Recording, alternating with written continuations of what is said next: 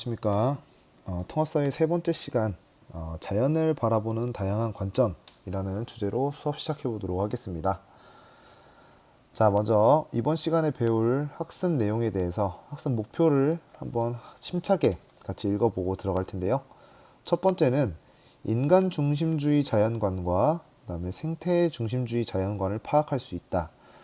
자연을 바라보는 어떤 인간들의 관점을 자연관이라고 하는데요. 인간을 중심으로 놓고 이제 자연을 바라보는 인간 중심주의 자연관과 그리고 인간도 어떤 생태계의 일부다. 생태가 중심이 되어야 한다라고 보는 그런 자연관을 생태 중심주의라고 합니다. 그래서 그 두 가지의 차이점에 대해서 알아보도록 할 거고요. 두 번째는 자연에 대한 인간의 다양한 관점을 비교 설명할 수 있다라는 주제가 되겠습니다. 각각의 자연관을 파악한 후에 그 둘의 차이점은 무엇인가를 비교해 보도록 하겠습니다. 자, 이번 시간 큰 줄기를 미리 한번 보게 되면요.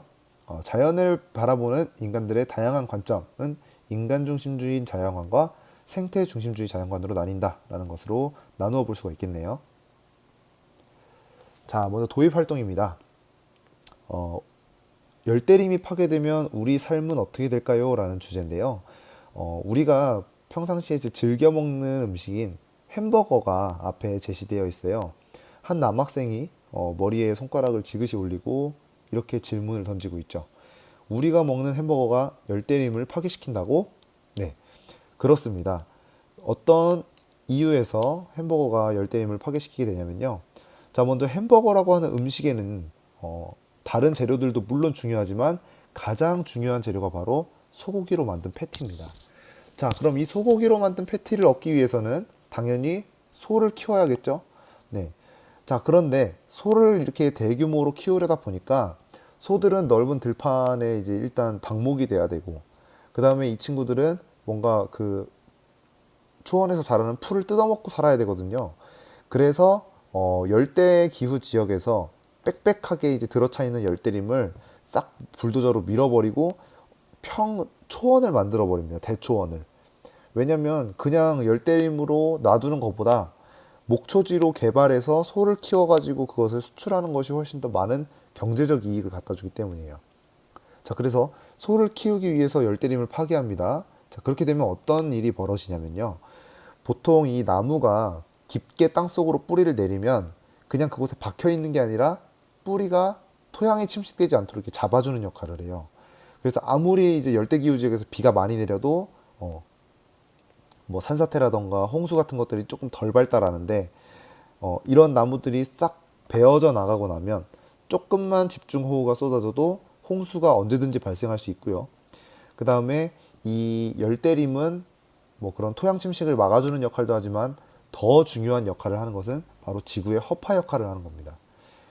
대표적인 온실기체인 이산화탄소를 흡수하고요. 산소를 내뿜어주는 역할을 하는데 그런 공기청정기 역할을 하는 열대림이 없어지게 되면 지구온난화가 더 가속화되어서 해수면 상승 등의 해수면 상승 혹은 이상기온 등의 문제를 더 가속화시킬 수가 있겠죠.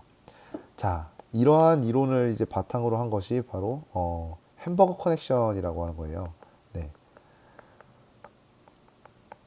우리가 생각하지 않고 먹었던 햄버거가 이렇게 나비 효과처럼 마치 연쇄적인 작용을 일으켜서 결국에는 전 지구적인 기상이변을 가져올 수 있다라고 하는 이론이 되겠습니다.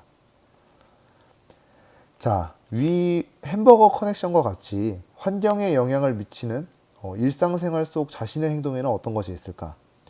여러분도 한번 생각해 보시겠어요? 내가 혹시 생각 없이 버린 플라스틱 빨대가 지구에 어떤 영향을 미칠지, 혹은 계곡에 놀러 가서 컵라면 먹을 때 썼던 나무 젓가락이 지구에 어떤 영향을 미칠지, 네, 한번 생각해 보시는 시간을 가져보시기 바랍니다. 자, 예시 답안은요.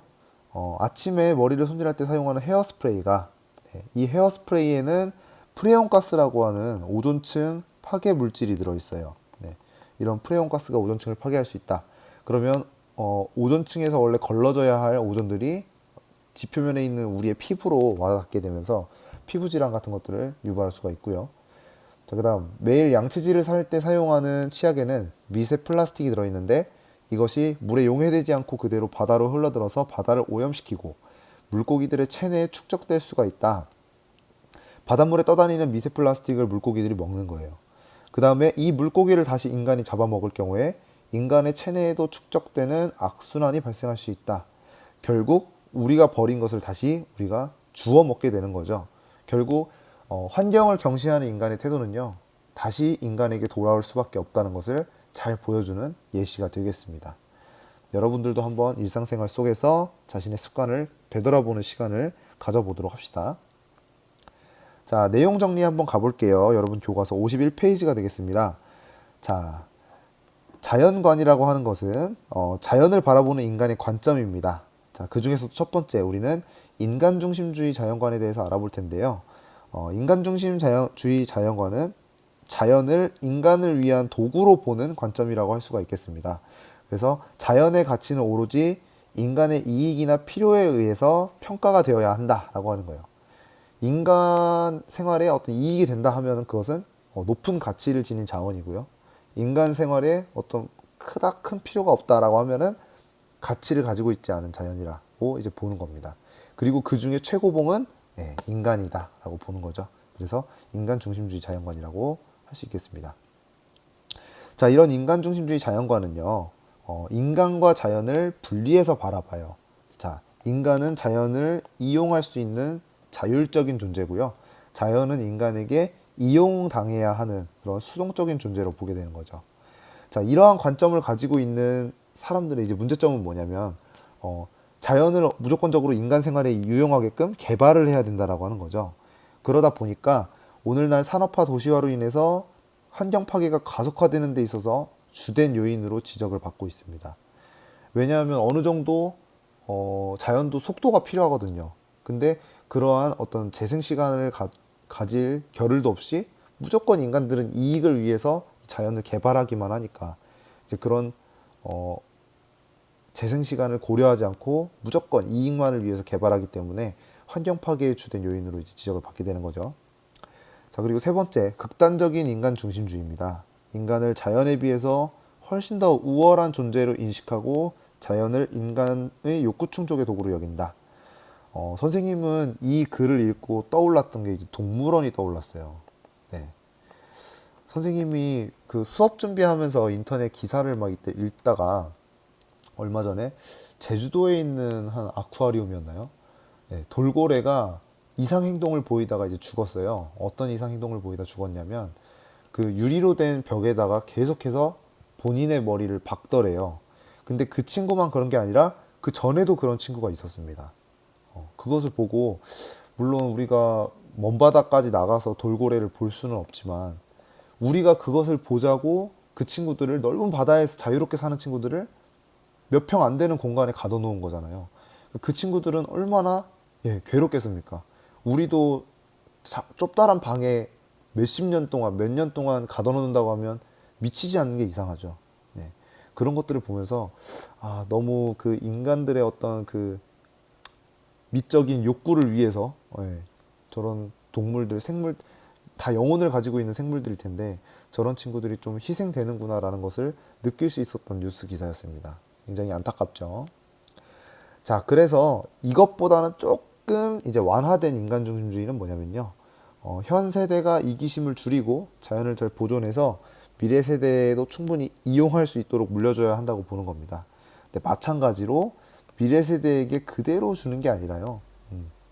너희도 이제 잘 이용해 봐 하고 주는 거죠. 너희도 보존해 가렴 이게 아니라 너희도 이용하렴 이렇게 이야기하면서 넘겨준다라고 보시면 될 것 같습니다. 자, 인간 중심주의와 생태 중심주의를 간단하게 비교한 영상을 하나 보고 넘어가도록 하겠습니다.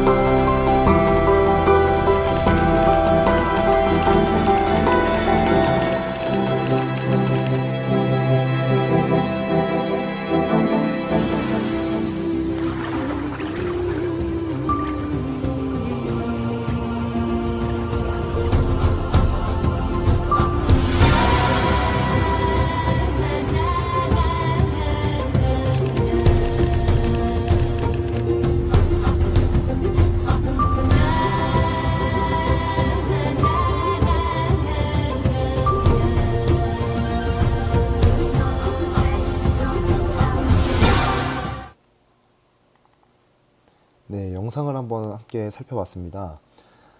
처음에는 이제 그 철학자들이 자연은 그냥 단지 생각이 없고 어떤 사유할 수 있는 능력도 없으며 오로지 사유할 수 있는 능력은 고등한 생물인 인간만이 가지고 있는 권리이다 라고 생각했던 것들에서 출발하는 장면을 보여줬는데요.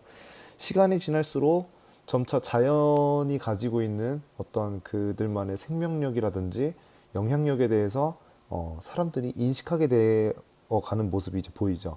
그리고 마지막에는 생명이 있는 것뿐만이 아니라 무생물까지도 이 지구의 전 지구적인 시스템 자체를 가치 있게 보고 미래 세대 또한 여기서 생명력 있는 삶을 영위할 수 있는 권리를 누리게끔 해줘야 된다라고 마무리 짓는 것을 우리가 살펴봤습니다.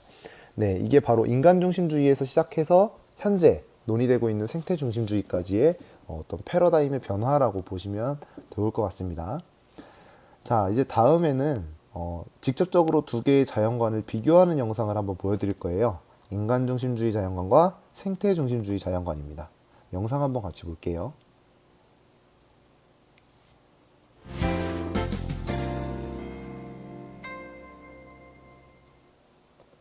우리는 같은 것을 보아도 서로 다른 생각을 할 수 있습니다.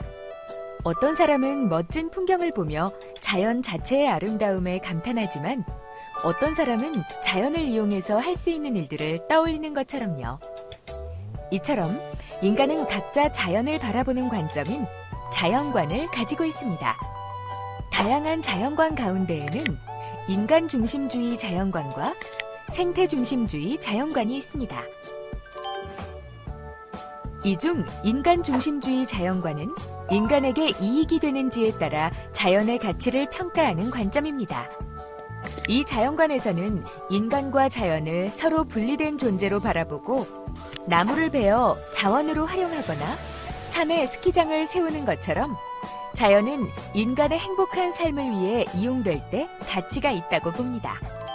인간은 이러한 관점을 바탕으로 자연을 개발하여 산업화와 도시화를 이루었지만 이 과정에서 환경이 파괴되어 그 피해를 보게 되기도 했습니다.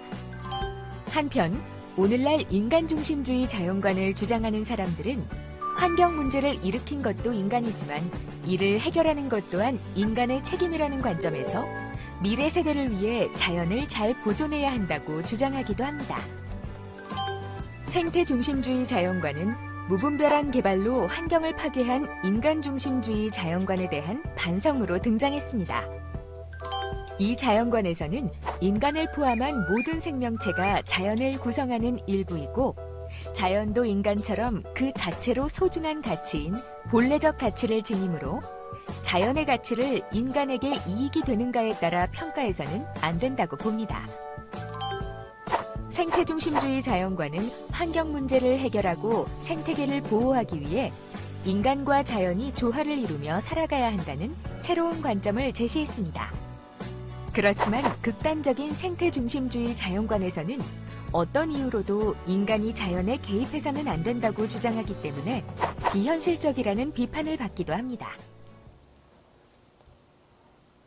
자, 이 두 가지가 인간 중심주의 자연관과 생태 중심주의 자연관의 차이점이 되겠습니다. 인간 중심주의 자연관은요, 자연이 인간에게 도움과 혜택을 줄 때에만 가치를 지닌다라고 보는 거고요. 그리고 자연의 도구적 혹은 수단적 가치만을 인정하기 때문에 인간이 자연을 정복하는 것을 당연하게 여깁니다. 자, 그 다음에 생태 중심주의는요, 어떤 기술 개발이나 인간의 생활 태도를 개선하는 것만으로는 환경 문제를 해결할 수 없다고 보고요. 자연 그 자체가 가지고 있는 본래적인 가치를 존중해야 한다고 보는 관점이 되겠습니다.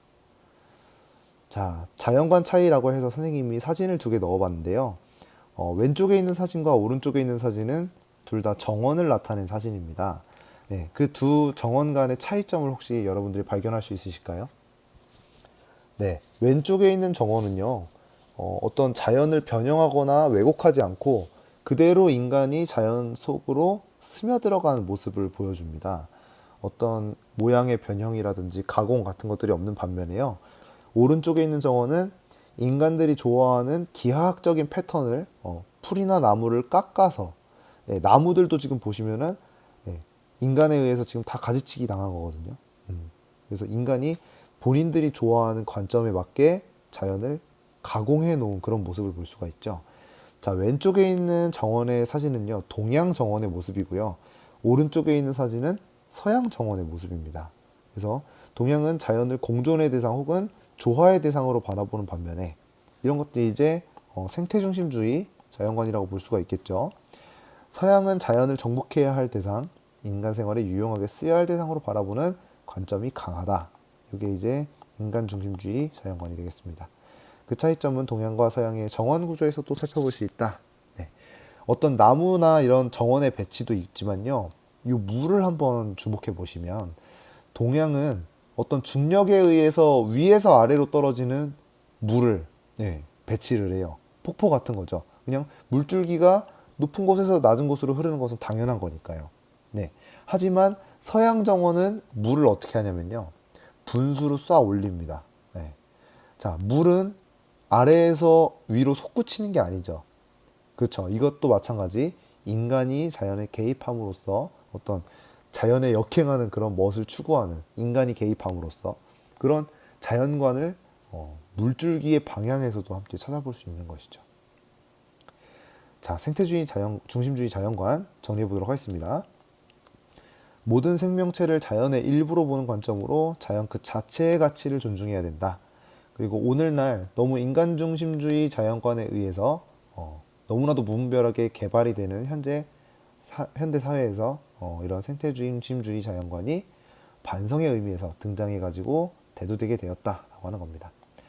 자, 이러한 인간 중심주의 자연관의 특징은요, 인간과 자연은 서로 상호작용을 하는 관계이다. 서로 영향을 주고받는 관계라고 보고요.